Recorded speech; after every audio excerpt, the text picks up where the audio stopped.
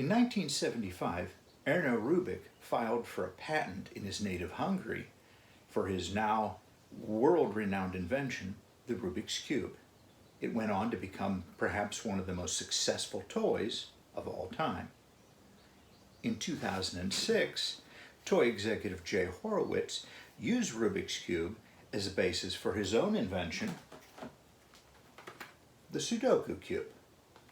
What most people don't realize is that legendary stuntman Evel Knievel played a role in this invention.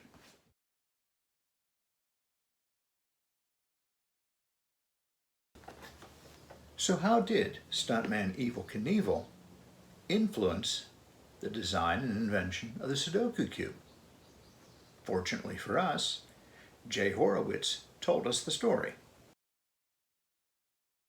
My life became much more interesting as Evel Knievel. I'm just so lucky Evel Knievel considered me his best friend. We only got together because thanks to my purchase of Ideal toy rights, we owned the Evel Knievel toy tooling and Evel Knievel toy intellectual property rights.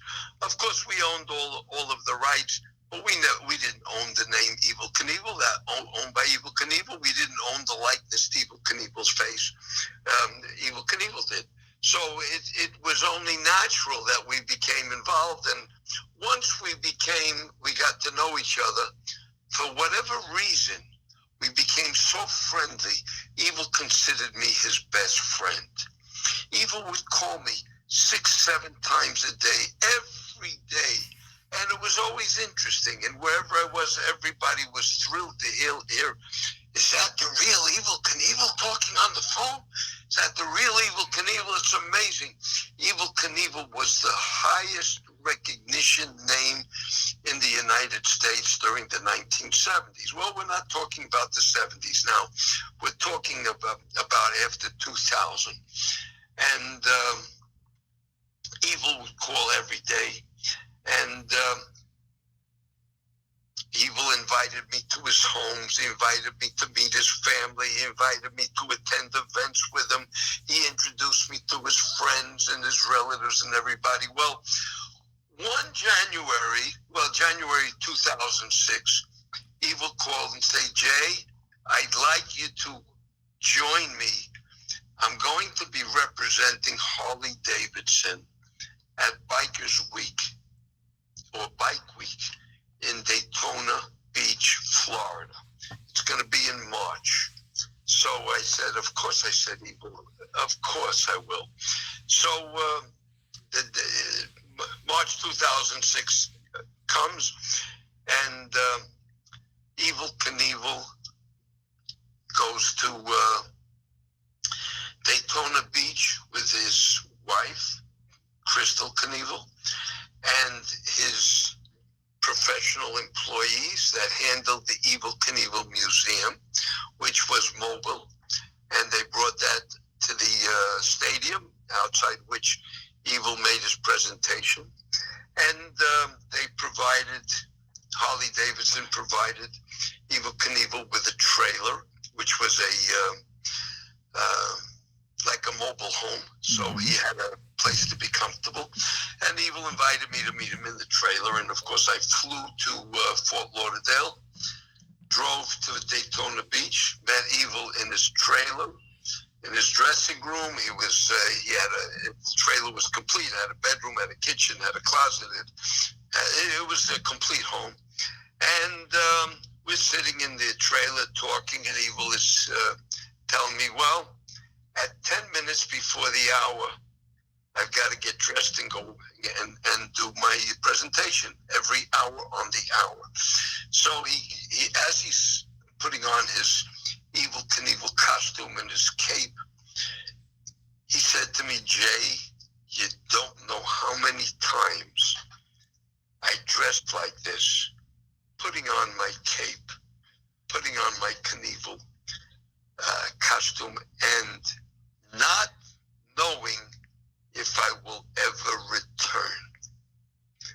And of course he told me, when he did his jumps, he gave me all the details.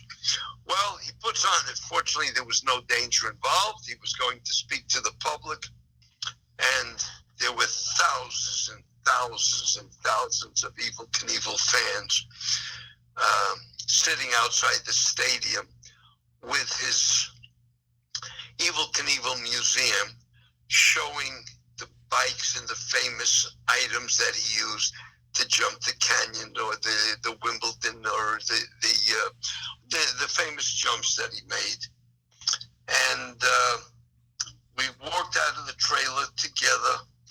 We went to the public, tens of thousands of people. And of course, I sat.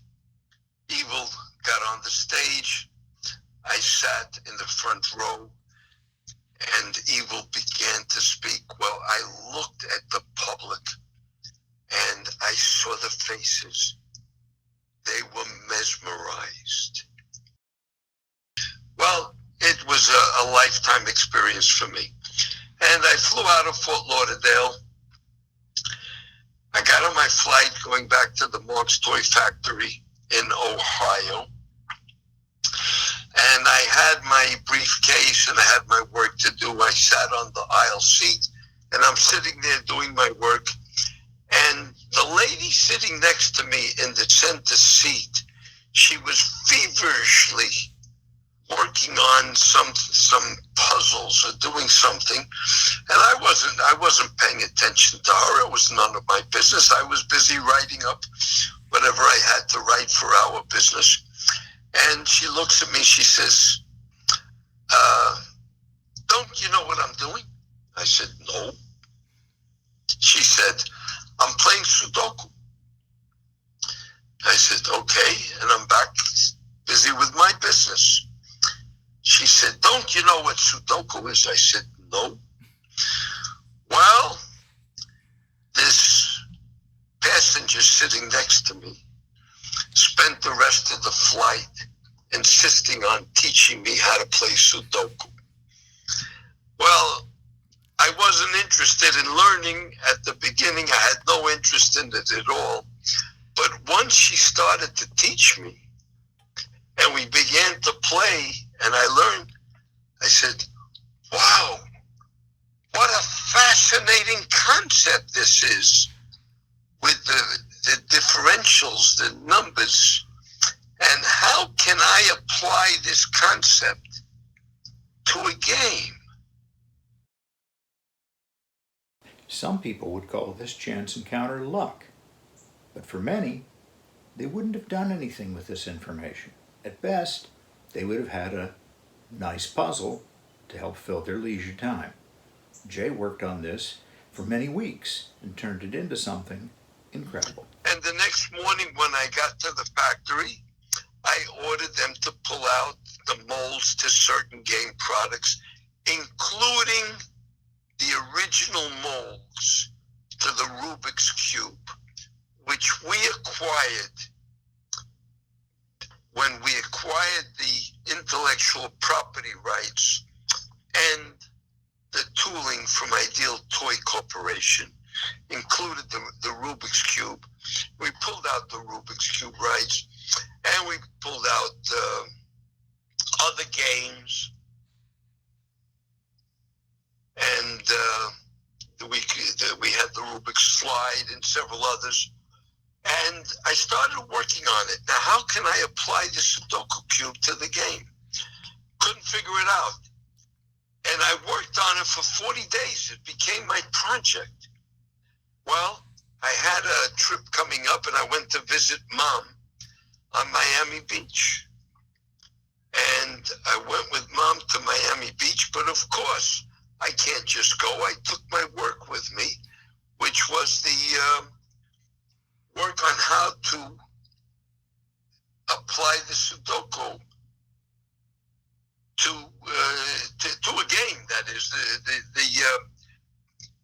and all of a sudden on the beach, in an instant, I was hit by an inspiration that gave me the way to apply the pattern, or what the young people might call an algorithm, to the Sudoku Well, to the Rubik's Cube, which then became Sudoku Cube, it just hit me. A great toy idea is nice, but now it had to be turned into a viable product.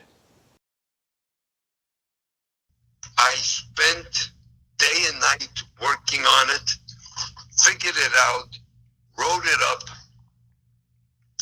and then I was about to begin our sales, because without sales you've got nothing. But of course, first I called our intellectual property attorney, and his name was Jason, and I explained the whole thing to Jason, and I sent it to him in writing, and he calls me, says, Jay, don't talk to anybody. Don't tell anybody a thing. I said, Jason, I've got to talk to people. I've got to be able to sell. Without sales, we've got nothing. He said, Jay, if you need to talk to anybody, you make sure they sign an NDA. If they sign an NDA, yes, you can talk to them. Otherwise, not a word. Well, Jason began to work day and night. He prepared the patent for the Sudoku Cube. He prepared the copyright. He prepared the trademark. Once we present them, then I can offer it.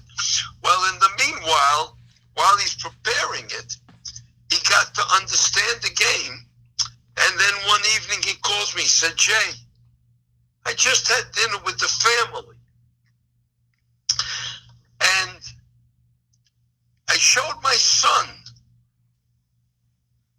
the Sudoku Cube. He loved it. He loved to play it. So now I can tell you, my son is 14 years old. He's exactly the right age. So now I can tell you, this is going to be a huge hit. This is a wonderful game, the Sudoku Cube. So I said, Jason, did you tell me you showed the game? You showed Sudoku Cube to your son? Yes. Jason, did you have your son sign the NDA? Well, then we took a booth at the New York Toy Fair. We took a booth at the Hong Kong Toy Fair. We took a booth at the Nuremberg Toy Fair. It was an instant hit. We made samples, and we had product, and of course the patent was applied for, so we had a patent application protection. We had copyright trademark protection, and we had our packaging, and everything was published. So New York Toy Fair, we sold to all the American accounts. Hong Kong Toy Fair, we sold to the global accounts. Nuremberg sold to all the European accounts. Within weeks, we had sales of over 2 million units in over 40 countries. Production never kept up with sales for the first couple of years, and 15 or 18 years later, the best invention I ever did, the best product we ever had, all thanks to a lady whose name I don't know, and I never took her phone number, an unknown lady on an airline who insisted on a flight, who insisted to teach me how to play Sudoku. Young lady, if you are listening, here's my message. Thank you. Now you know how Evel Knievel helped in the development of the Sudoku Cube. So was it luck? We'll give Jay the last word on that. And you know, sometimes things happen because they just happen. Yeah. And sometimes I'd like to say luck. Now, do I believe in luck? No, I don't believe in luck, but I believe in luck. So how is that? Because things happen to people during our lifetime. And some of us take advantage of the opportunity when it presents itself. And many of us do not. And that's where I think the luck comes in. So as we go into the edit suite for this episode of Kruger Street Stories, we can make a major announcement. In this 50th anniversary year of Erno Rubik's Hungarian patent filing for his amazing cube, American Classic Toys is putting on temporary loan to the museum the original Ideal Toys molds that made the Rubik's Cube beginning in 1981. These molds produce millions upon millions of cubes, turning this invention into a smash hit and a cultural icon. And for a limited time, you'll have a chance to visit these items, these artifacts of toy history, at the Kruger Street Toy and Train Museum in Wheeling, West Virginia. Check the museum's website or the comments below for more information. Well, that's it for today's episode of Kruger Street Stories. We hope you enjoyed it. Don't forget to like, press our circular logo on this page to subscribe, and click on the thumbnail to watch this next episode we know you'll also enjoy.